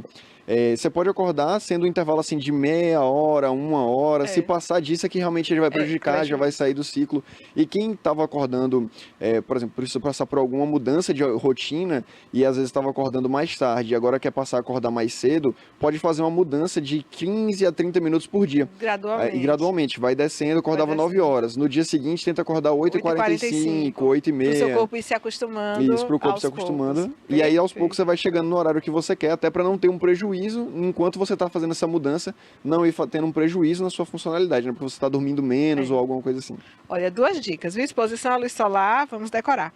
E a importância de dormir e acordar no mesmo horário. Já estamos quase finalizando, mas vamos só terminar mais algumas dicas, viu, Cássio? Como terceira dica, vou citar a importância do exercício físico. E não é questão de gostar ou não, tá, gente? Porque eu não gosto, é questão que tem que fazer. Tem que fazer. E assim, não é só ir para academia e passar o dia todo sentado, porque você pode ir para academia 3 vezes por semana e ainda assim você ser considerado uma pessoa sedentária. Então, tente se movimentar durante o dia, subir escada, fazer pequenas caminhadas, isso é muito importante. Se movimentar durante o dia, a quantidade de passos que você dá para que você consiga dormir bem à noite. Evitar exercícios muito intensos à noite, próximo ao horário de dormir. Mas durante o dia tentar se exercitar um pouco. Então a terceira dica são os exercícios físicos. Teve um que a gente já citou, que é a questão de usar a cama mais para dormir mesmo. Evitar fazer outros tipos de atividade na cama. Como você consegue seguir esse? Esse é difícil. Esse é muito difícil. Porque eu gosto de assistir uma sériezinha. Esse é o mais difícil. É você chegar em casa e querer descansar um pouco depois do trabalho. Não tem nem televisão no quarto, né? Esse é difícil. Mais não olhar o celular na cama. Isso. Esse eu acho que é muito difícil. Esse é mais difícil.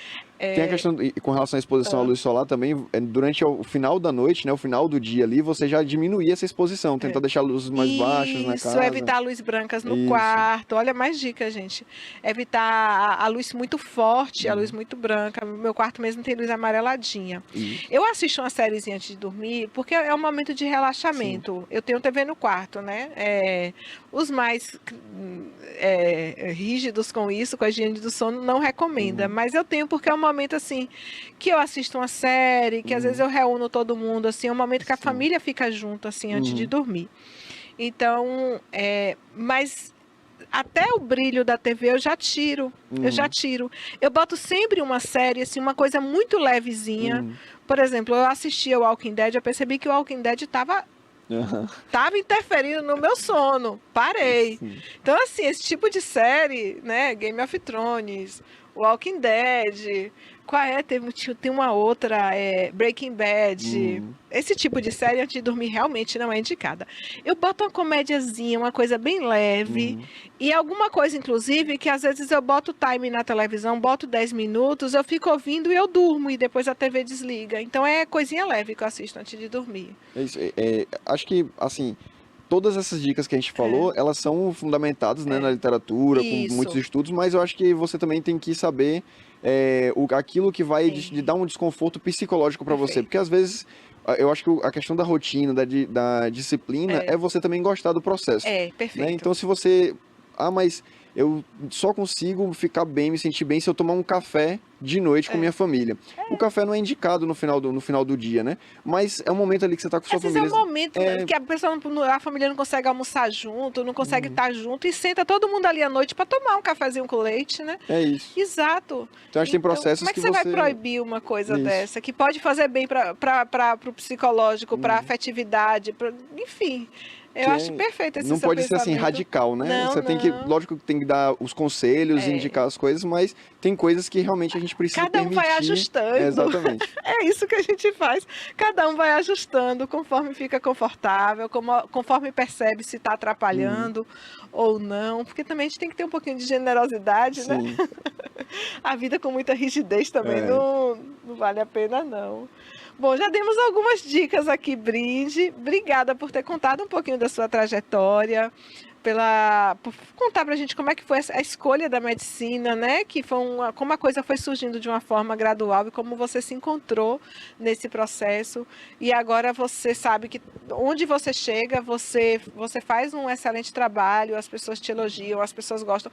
Eu só ouço coisas boas de você. Obrigado. Só ouço boas referências ao seu respeito.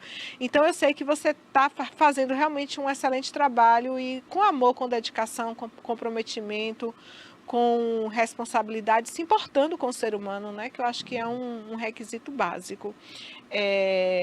E te convido para estar aqui, viu? Outras vezes, falando de outros assuntos, que é justamente isso que a gente fez aqui, né? O que você tá fazendo na sua prática médica, que é levando conhecimento, né? Levando a educação em saúde para as pessoas. E eu só tenho a agradecer, Raquel. Muito obrigado por essa oportunidade. Acho que eu espero que os ouvintes tenham gostado tanto quanto eu. Gostei dessa conversa. Foi um bate-papo assim muito bom, muito proveitoso. A gente conseguiu até dar dicas, né, para quem estiver assistindo aí poder melhorar também a qualidade do sono. E agradeço pelo convite estendido aí para outras vezes e me coloco à disposição para retornar assim. Para trazer mais esclarecimento.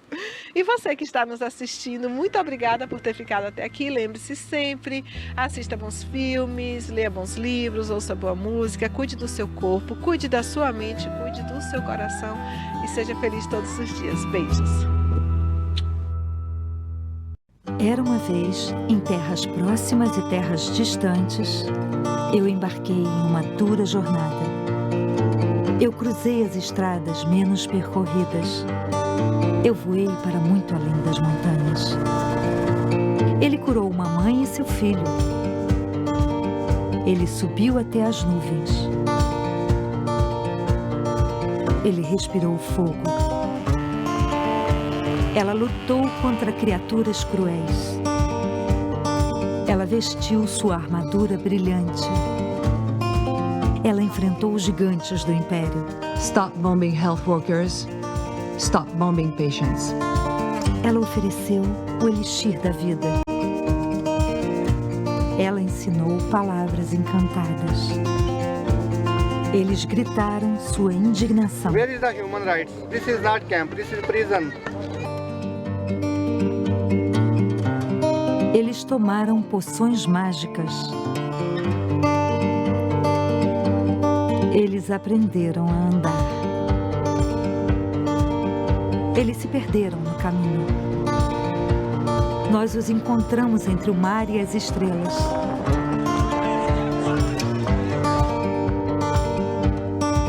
Nós tivemos a ajuda de magos. Nós construímos castelos. Nós protegemos o tesouro. Nós fizemos tudo isso graças a pessoas como você. Ajude Médicos Sem Fronteiras a salvar vidas. Acesse agora msf.org.br. Médicos Sem Fronteiras. Precisamos de você para salvar vidas. Criada em 2005, a TVI se tornou a primeira emissora de TV por assinatura fora do eixo Rio-São Paulo, transmitida pela operadora TV Cabo para mais de 40 mil espectadores em Itabuna e Ilhéus. Com uma programação 24 horas no ar, a TVI chegou a fazer 6 horas de programação local diária ao vivo, revelando talentos para a televisão baiana.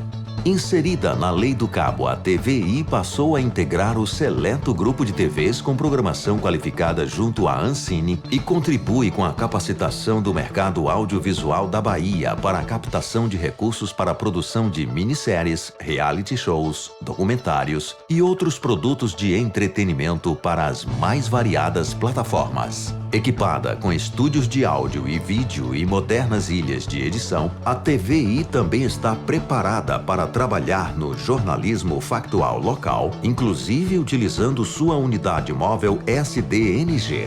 Passando agora por uma reestruturação, a ação programadora detentora do canal TVI se prepara para transformar o sul da Bahia em um polo de teledramaturgia, movimentando o mercado do audiovisual da Bahia. TVI é da Bahia, é da gente.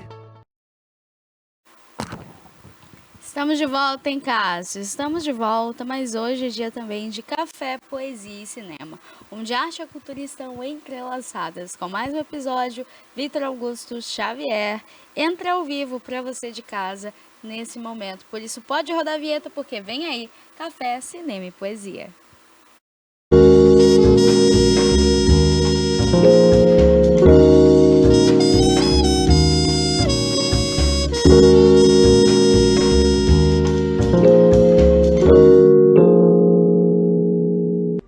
Este conteúdo é uma obra independente.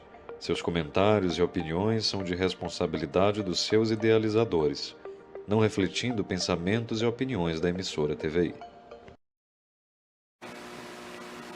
Deixa eu pentear aqui o cabelo. Pronto. Agora esse lado aqui. Aí, ó, a franjinha aqui. Tá bom, seu Ademilton? Tá bom? Olha, o seu tá. Eu só não lembro se o meu eu cheguei a pentear, porque a gente saiu apressado.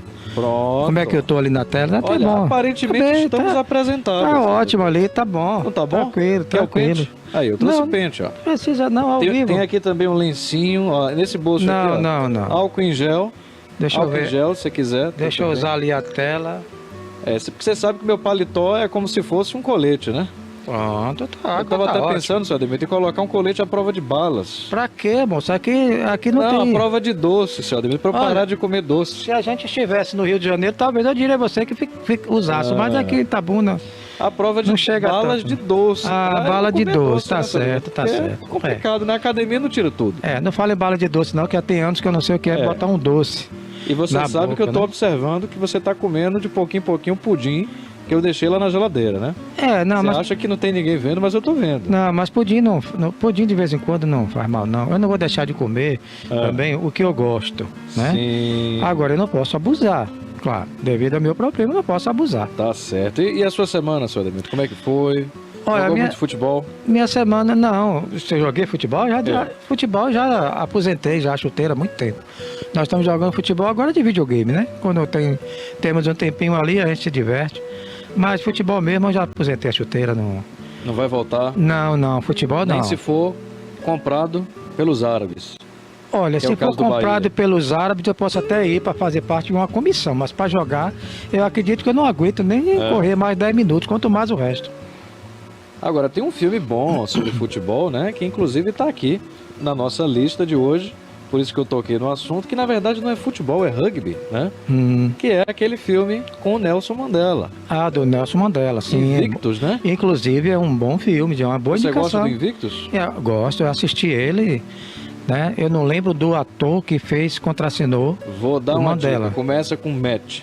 Ah, Matt Damon, né? Matt Damon. Não é Matt Damon, eu chamo de Matt Damon porque eu não acerto o nome. Matt Davis. É Matt Davis. Matt Davis. É, porque aquele Dennis Quaid, você já chamou ele de... Dennis Quaid, né? Eu troco.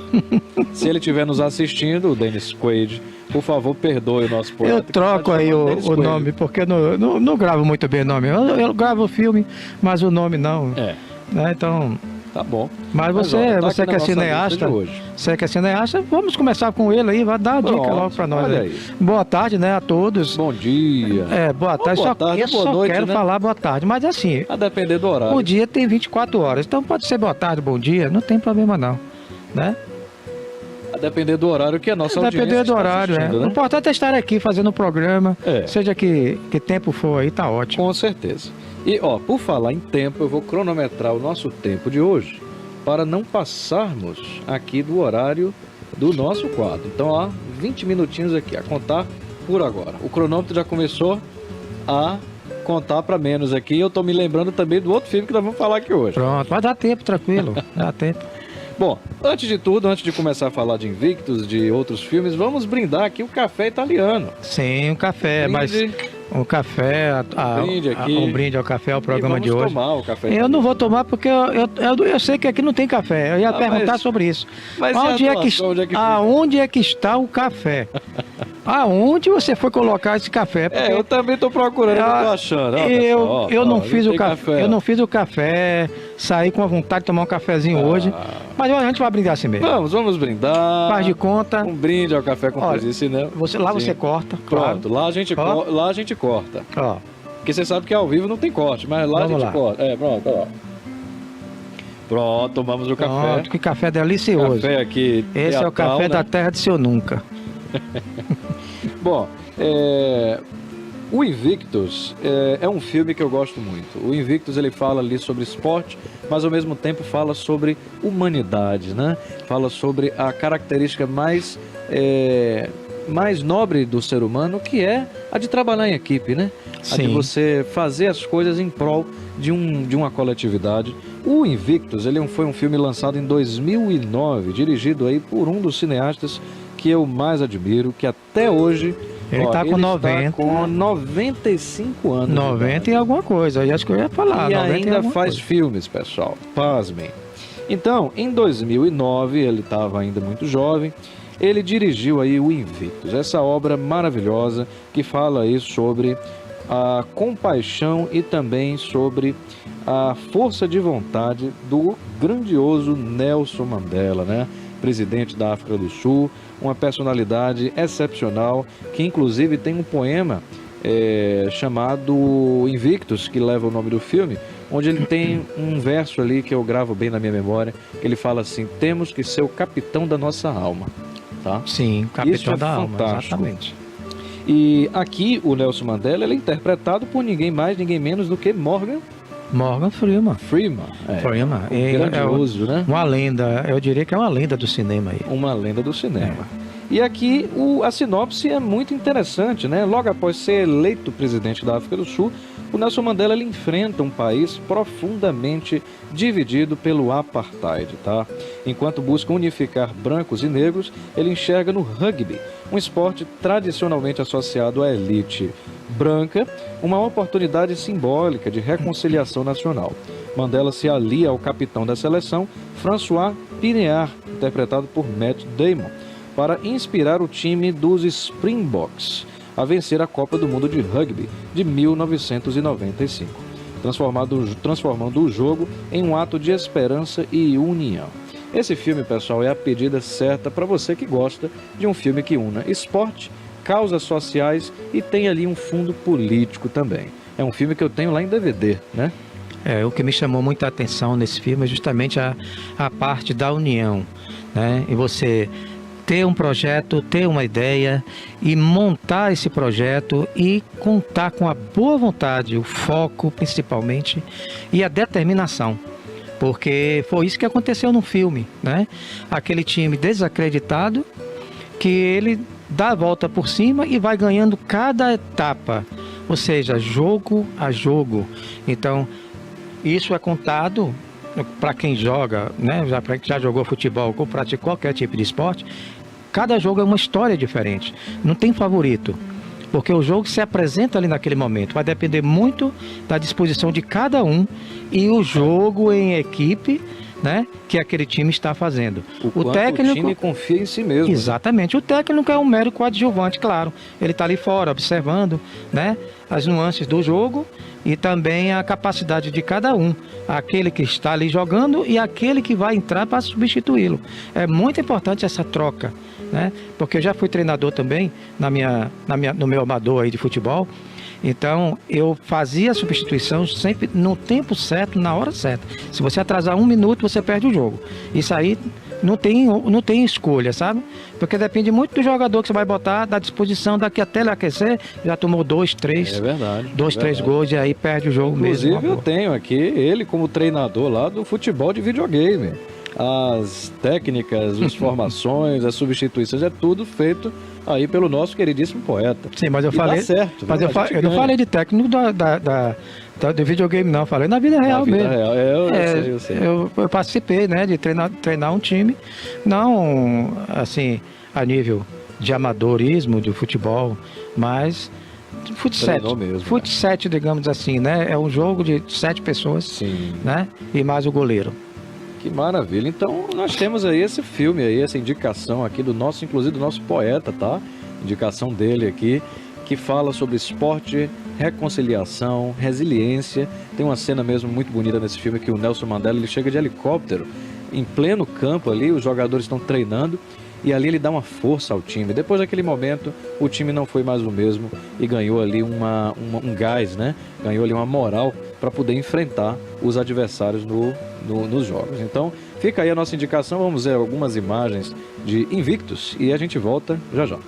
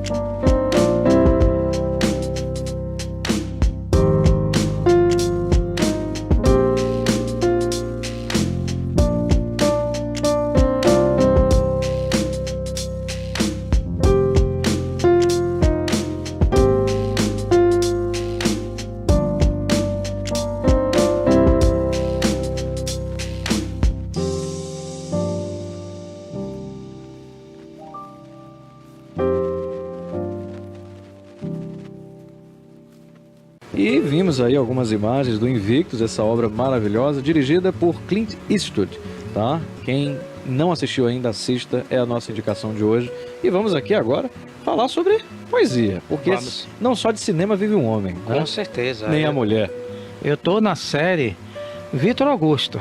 Ah, você ainda tá na série Vitor Augusto, né? Ó, hoje de problemas, hein? Vou fazer uma entrevista, uma leitura aqui de um dos poemas seus. Sim. Eu só preciso localizar. Enquanto eu localizo, vá conversando aí um pouquinho com o público. Então tá bom. Olha, pessoal, para quem ainda não conhece a nossa plataforma de streaming, o tviplay.com.br, que está passando aqui embaixo. Nosso diretor Cássio está colocando aqui para todo mundo ver.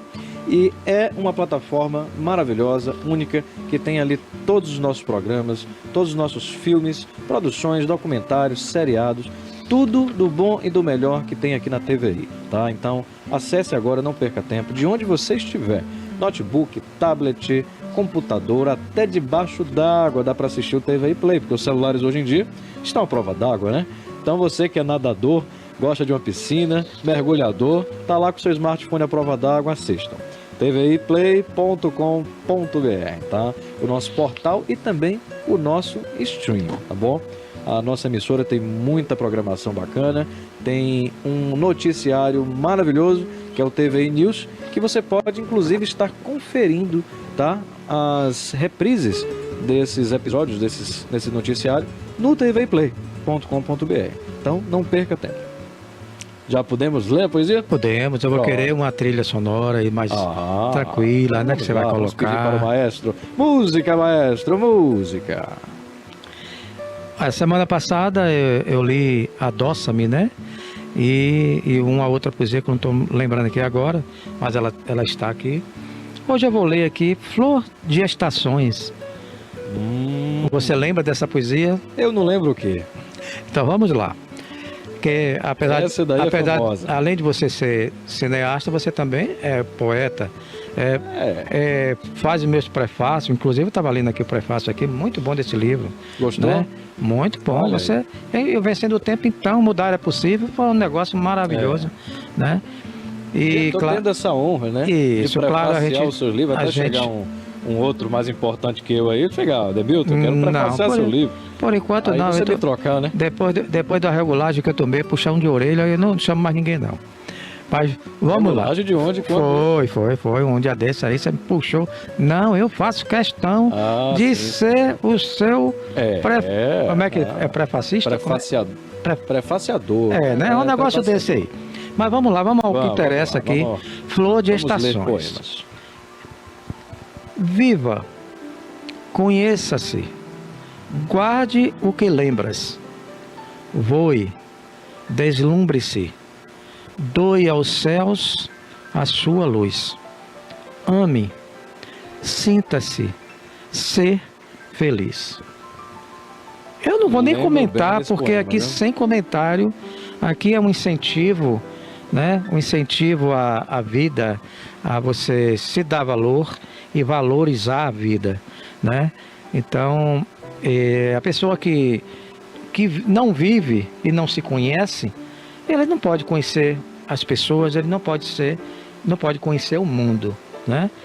Então, tudo começa em você para fora, não de fora para dentro, né? Eu sempre digo isso. Então, você está de parabéns aqui. Esse poema aí foi o seguinte, foi para uma ex-namorada, tá? Sim. Tinha terminado o namoro há muitos anos atrás. E eu escrevi isso para ela, né? Então, viva, doe ao céu sua luz, ser feliz. Então, ali foi uma carta para ela, uma pequena carta para ela, dizendo que ela é suficientemente independente para ser feliz, não precisa de mim, não precisava de mim para aquilo ali. Sim, então, aqui você se liberta. Foi uma pequena declaração, né, de liberdade. Exatamente, né? Você se libertou e você deu vida, deu asas para que ela possa voar. Em 2017. Eu estava, aqui está sem data, mas... Eu estava lá em Manaus, na casa de Tia Neila. Sim. E aí eu estava ali precisando desabafar com o escrito, né? Porque o poeta tem essa coisa de utilizar isso daí como terapia, utilizar a escrita como terapia. E aí eu encontrei essas palavras ali, vieram na minha mente, pronto. E aí eu desejei essa felicidade olhando para o Rio Negro lá, né? Sim. Rio Negro. O Rio Negro, inclusive, é um dos maiores rios. Você ainda vai me arranjar confusão com essas poesias. Não, veja só. A poesia, ela representa um estado de alma, um estado de espírito daquele momento que você conviveu, né? Que é uma coisa muito pessoal. Não precisa você dizer nome aqui. Claro. E eu acredito o seguinte. Se falar nomes, o pau. E eu acredito o seguinte: qualquer namorada, qualquer esposa que passou pela vida de cada um, é uma vida. Isso você vai se privar de um pensamento que você viveu ali na prática e passar isso para a poesia? A poesia é vivência. A poesia ela é vida. Não adianta você querer esconder, porque tudo que a gente faz ou já fez tem a ver com poesia. Que é dali que você faz o quê? Você enxuga os sentimentos e tira a essência. Isso aí que é o principal para você continuar vivo. O processo em si de escrever com rimas, você colocando ali palavras e unindo, fazendo sentido, é como se você estivesse esculpindo, né? Exatamente. Uma peça de arte plástica. Exatamente, é uma escultura. É uma escultura, com certeza. Mas, pois é, senhor Ademilton, eu estou aqui olhando para o relógio, nós temos mais 7 minutos até tudo explodir. 7 minutos, bicho. É um pouco, é menos do que o pessoal do filme que a gente vai falar aqui tinha, né? 20 minutos? Não, 20 minutos o quê? Era 3 minutos para a bomba cair, tudo aconteceu nesse momento. É um filme assim que eu diria para você, até hoje, eu assisti ele anteontem, até hoje eu estou pensando sobre aquele filme. E o interessante desse filme que a gente Casa de Dinamite. Que a gente estava comentando, porque não precisou mostrar nenhum tipo de bagaceira, nenhuma explosão ali. Tudo deixou-se a entender, né? A entender. Então ali, para um bom entendedor, né? Ali que se criou aquele clima, aquela tensão, aquela coisa toda. E isso mostra que o mundo, no momento que ele pode deixar de existir. Basta que um louco aperte o botão, porque bombas nós temos suficiente para acabar mais de 10 ou 30 vezes. 30 vezes o planeta Terra. Se o homem estivesse utilizando esse recurso que cria para criar bombas para destruir o seu semelhante, e estivesse utilizando o benefício da própria população mundial, o mundo não passaria por tantas misérias, né? Mas o que acontece é justamente o oposto, a ganância, o egoísmo, o orgulho e a arrogância, um querendo ser mais do que o outro, gera justamente isso. E nós não estamos muito longe de que aconteça isso, infelizmente, de novo, né? Contemporâneo atual. De novo, né? Porque então, nós estamos falando aqui do filme A Casa de Dinamite, né? Lançado recentemente aí na Netflix. Quem tiver Netflix, assista, porque é uma produção indispensável, maravilhosa, para quem gosta aí de sociologia, de geopolítica, política inclusive também. É um filme muito interessante, lançado aí pela diretora Catherine Bigelow, que é conhecida aí por filmes envolvendo guerra, envolvendo política, né? Inclusive ganhou o Oscar de melhor direção, melhor filme com Guerra ao Terror, tá?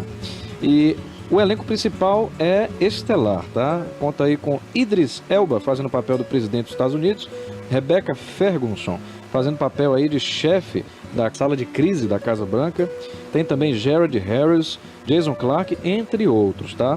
E a sinopse é bem curta e direta. Um míssil foi lançado em algum lugar do Pacífico e está em rota de colisão com os Estados Unidos, mais precisamente Chicago. Eles tentam interceptar, mas não tem jeito, o míssil vai cair e os Estados Unidos estão se preparando para retalhar ou não. É lembrado que uma guerra nuclear não tem sobreviventes, né? A partir do momento que existe uma retaliação, vai existir outra, e aí é onde tem um cenário apocalíptico, onde quase ninguém sai vivo. Então o presidente está ali num dilema muito interessante em seu helicóptero, faltando 2 minutos para o impacto. O general já está no telefone ali. E aí, senhor presidente, quais são suas ordens? O assessor dele ali, né, de ataque, está com um livro gigante, com alvos e nomes e estimativas de danos. As trajetórias, né, do míssil. As trajetórias, né? E faltando 2 minutos ali, ele pergunta, poxa, o que é que eu vou fazer? Se eu ficar sem atacar, eu vou me render. E aí, o outro país que lançou o míssil vai ganhar, né? Se eu atacar, é suicídio. É um caminho sem volta. Não adianta, você pensa 2, 3, 4, 5 vezes, mas não há solução, porque um país como os Estados Unidos mesmo, que detém o poder, né, diante de tantas nações, ele não é o único, claro, mas no momento que ele é bombardeado e ele se rende, como é que ficam as outras potências que têm o mesmo arsenal que ele? Os aliados vão se sentir ameaçados. Então, ou ele revida, ou vai haver, no caso, através de outro, que vai tomar as dores e vão fazer por quê? Porque isso aí vai colocar em risco toda a vida na Terra. Não tem como. No momento que você recebe o míssil lá, o míssil vai cair. Já caiu no caso do filme, já caiu. Você tem que tomar uma decisão ali se você revida ou não revida. Exatamente. É um caminho sem volta. Se você revida, acaba-se tudo. E pegou todo mundo de surpresa, né? O exército não descobriu de onde aquele míssil saiu, quem foi que lançou. Qualquer um pode ter sido. Aí é onde entra a lançado. paranoia, né? Poxa, dos nossos inimigos, qual que foi o mais provável, né?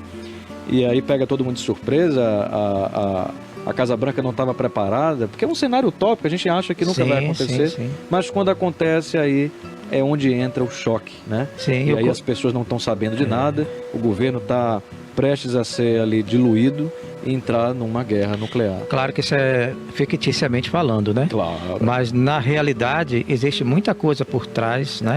Que a gente não sabe. Né? Existe desarmes ocultos, que aí é tema para outro programa, né? E olha, eu estou recebendo aqui uma ligação. Alô? É do diretor?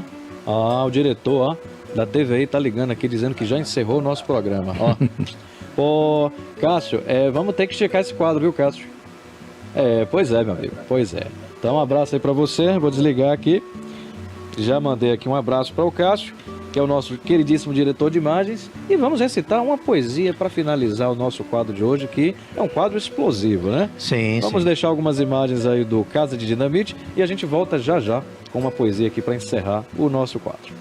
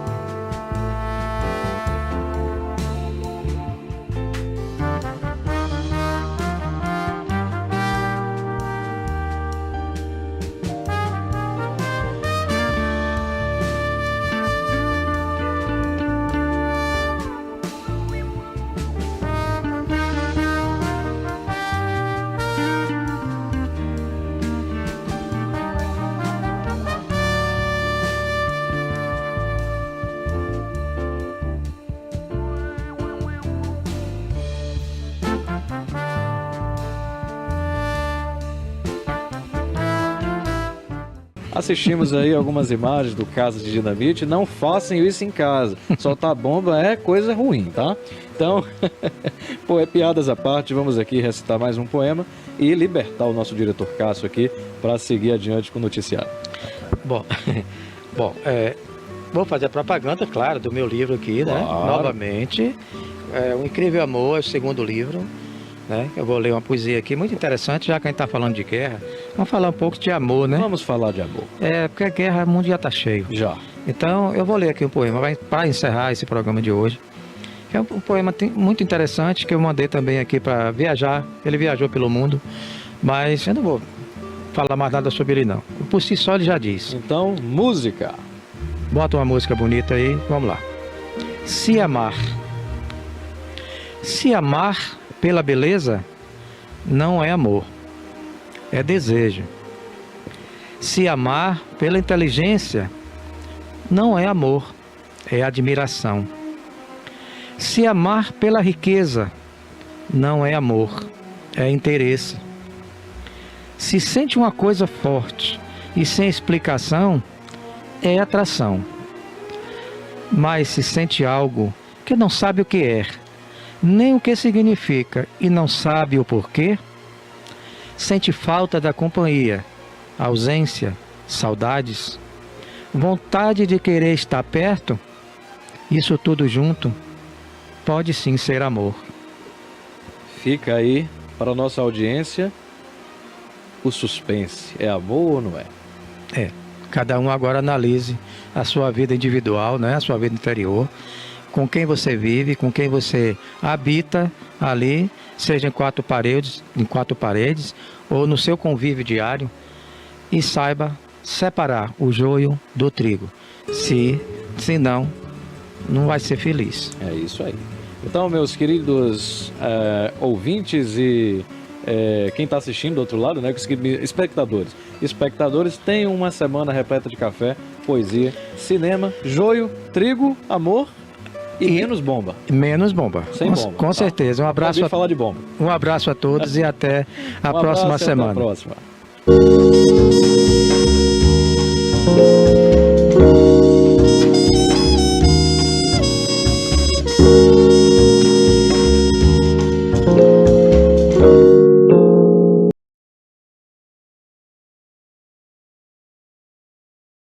E estamos de volta depois de mais um episódio aqui pra lá de especial. Você acompanha agora muitas notícias e já tem Alerta Cidade. Thaís Santana está aqui já nos estúdios e já já ela entra aqui para trazer notícias também a você de casa a partir do meio-dia. Mas a gente dá seguimento aqui com as nossas notícias e uma delas é sobre uma ponte que liga então Minas Gerais e a Bahia. Essa ponte corre o risco ali então de a qualquer momento desabar. Existem algumas pontes que elas precisam passar pelo processo de manutenção, que é a reforma. Existem obras que ficam ali quase inacabadas, existem outras que são esquecidas. Isso a gente não pode esquecer de cobrar ao poder público sempre, porque muitas famílias dependem dessa passagem ali por essas pontes no dia a dia, ida ao trabalho, ida a outras cidades. Então é importante que as pessoas elas tenham essa consciência, né, de que tudo tem um prazo. É como se fosse um prazo ali de validade, né? A obra é feita agora em 2026, lá para 2030, por volta de 30, 31. Aquela obra precisa de uma requalificação, até mesmo antes, se for visto que tem ali danos, está com a estrutura danificada. E a ponte que divide aí a Bahia e Minas acabou sendo interditada por esse risco de a qualquer momento acontecer o desabamento. A ponte é conhecida como a Ponte Giruzina, que é situada nessa divisa de estados. Existe já a identificação de um risco estrutural. A travessia passa então ali sobre um rio, o rio Buraiém, e também é chamado de Rio do Peixe, na rodovia BA 283.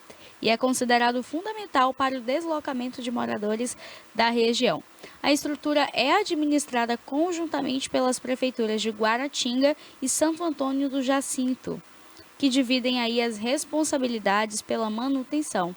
Diversas comunidades acabaram sendo afetadas devido então a essa suspensão do tráfego. Segundo a assessoria da prefeitura, a decisão de bloquear a passagem foi preventiva. Mesmo com a interditação, os motoristas podem utilizar o trajeto alternativo por uma estrada que é antiga, que fica ali nas proximidades de um laticínio local. A gente tem as imagens, pode colocar, produção.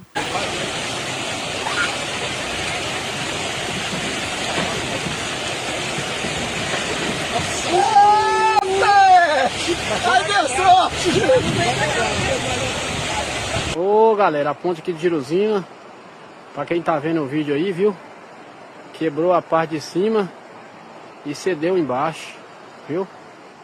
Aí ó, tá vendo aí ó? Quebrou a parte de cima e cedeu embaixo, pra quem tá vendo o vídeo. Valeu! Pois é, essa ponte segue interditada, é uma ponte que liga ali então a Bahia e Minas Gerais, e agora as pessoas precisam utilizar uma estrada antiga que fica ali próximo então a essa ponte, mas é uma estrada mais de terra, uma estrada ali mais de difícil acesso, então algumas pessoas reclamam também porque tem medo dos riscos ali de assalto e tudo mais. Bom, agora a gente vai aqui para um rápido balanço do carnaval aí de 2026. A gente se despede aí então do carnaval e agora a gente vai para as escolas campeãs. As escolas de samba campeãs no Rio de Janeiro. Qual foi a classificação? Unidos do Viradouro ficou ali então em primeiro lugar, 270 pontos. Beija-Flor 269, Vila Isabel 269 também, em seguida Salgueiro, Imperatriz, Mangueira, Unidos da Tijuca, Grande Rio, Paraíso do Tuiuti, Portela, Mocidade e Acadêmicos de Niterói. Cássio, coloca pra gente, Cássio, uns trechinhos aí desse carnaval, porque assim, o carnaval ele traz ali então essas lembranças. Logo no início da manhã eu comecei com algumas notícias, inclusive com uma dessas escolas de samba. E uma das coisas que a gente mais tem falado, né, nesse início de ano é isso, são essas festas de carnaval, a Bahia que recebe muitos turistas. Outro aspecto também importante a gente ressaltar é sobre o setor hoteleiro nessa época do ano, porque acaba sendo ali uma alta na economia. O verão em si já proporciona isso para os comerciantes, os ambulantes, mas é importante também a gente aqui deixar, né, os nossos parabéns e nem sequer cogitar aí, né, no desrespeito com essas pessoas que trabalham para fazer com que esse carnaval seja ainda mais incrível para quem aproveita, né? Então, não, esse daí não, Cássio, esse daí não, esse daí você tira, esse daí você tira, você traz ali das escolas de samba. O que eu quero, Cássio, é só a imagem ali das escolas de samba mesmo do Rio de Janeiro, esse daí não, pelo amor de Deus. Mas o que a gente tem aqui a falar com vocês é isso, né? Que as pessoas elas possam valorizar mais os ambulantes ali nas ruas. No sábado ou foi no domingo, eu vi um vídeo e eu fiquei muito emocionada com aquilo, né? Uma família inteira deitada ali, próximo à barraquinha, onde eles estavam vendendo algumas bebidas, próximo ao local onde eles também iam para o circuito. E eles dormiram ali o final de semana inteiro, embaixo de sol ou chuva, eles estão lá para levar o sustento para casa. Era uma família, né? Isso mexe muito com a gente, porque o carnaval é uma festa de alegria. Só que às vezes a bebida levanta um comportamento, transpassa aquele comportamento respeitoso. E as pessoas acabam perdendo ali um pouco da noção, do consciente, desrespeitam aquelas pessoas que estão ali só para fazer daquele carnaval um pouco mais alegre, né? As pessoas estão ali aproveitando aquele momento para levar o sustento, para levar o alimento para casa. E quantas vezes a gente vê essas pessoas que madrugam ali nas filas, madrugam para levar então sustento para casa, sendo maltratadas no carnaval. Já vi ambulante sendo agredido, vídeo de ambulante sendo agredido, o ambulante que vendia ali a cerveja, as bebidas, ele sendo agredido, porque a pessoa chegou, achou o valor caro e aí acha que tem o direito de fazer o que bem quer, como bem entende. Então a gente tem que deixar aqui, né, a nossa admiração a essas pessoas, porque de fato o ser humano ele tem perdido um pouco dessa essência, né? Então que fique aí dentro de nós, que a gente tenha o respeito pelo próximo, que a gente consiga se colocar no lugar dele, se fosse a gente ali naquela posição, como seria receber aquela voz agressiva, aquele tom violento, aquelas palavras ofensivas, a agressão em si. Então que a gente possa fazer valer no nosso dia, né, a diferença e ser a mudança que a gente tanto quer ver no mundo, que a gente tanto espera. Cássio, você já tem as imagens, Cássio, das escolas de samba? Acho que não. Cássio não tem. Bom, enquanto eu pego aqui pro Cássio, para ele já baixando, pro Cássio conseguir, então, identificar do que eu estou falando, Cássio. Você não conseguiu, Cássio, é a coisa mais simples do mundo, Cássio. As escolas de samba do Rio de Janeiro estão aí com tudo nesse ano. Foi um desfile bem bonito também. A gente sabe que a campeã desse ano fez um desfile tanto, né? Levou ali uma homenagem muito bonita ao presidente da escola de samba, né? Que já estava bem doentinho, bem fragilizado. Então eles fizeram ali uma homenagem, colocaram também ali a bateria toda. A bateria foi, então, ali em cima do carro alegórico, né? É uma caminhada bem cansativa ali, né? Na Sapucaí, a Marquês de Sapucaí, que traz aí todo ano carnavalzão. E já para o ano que vem, gente, agora em março, viu? Eles têm ali quase 15 dias. E depois começa, quase não, mais um pouco de 15, acho que 3 semanas, em torno de 3 semanas de descanso, e logo, não, Cássio, tira essa imagem, por favor, e logo em seguida, eles retomam, né, porque o carnaval, gente, nós que não fazemos parte do carnaval, e isso, Cássio, nós que não fazemos parte do carnaval, a gente não entende como é que funciona, né, mas é um projeto durante todo o ano, as escolas de samba são premiadas, ganham dinheiro, precisam também, né, ali dos treinamentos e tudo, as escolhas de samba enredo, começa ali a alegoria. Pode ir passando, Cássio, as imagens, por favor. Então, de acordo com o que é entregue esse ano, aí eles já se inspiram para o ano que vem, se continua na mesma linhagem ou se muda e por aí vai indo. Cássio, coloca só mais uma imagem aí, né, Cássio, por favor, porque ainda dá um tempinho. Coloca aí as imagens para o pessoal de casa que acompanhou o carnaval ou quem não acompanhou já ver um pouquinho, olha só, gente. É muito bonito, é de fato assim algo muito grandioso, né? Ó. Carros enormes, imagina. E a Sapucaí, ó, lotada de gente prestigiando ali então essas escolas de samba carioca. Mas já chegamos ao fim do programa de hoje. Eu quero lhe agradecer por sua audiência, por seu carinho, por permitir que a gente entre em sua casa. E amanhã a gente está de volta, hein? Amanhã é dia de O Assunto É com Kleber Torres. E agora você fica aqui ligadinho no Alerta Cidade com Thaís Santana. Beijo, fiquem com Deus e até amanhã. Tchau, tchau.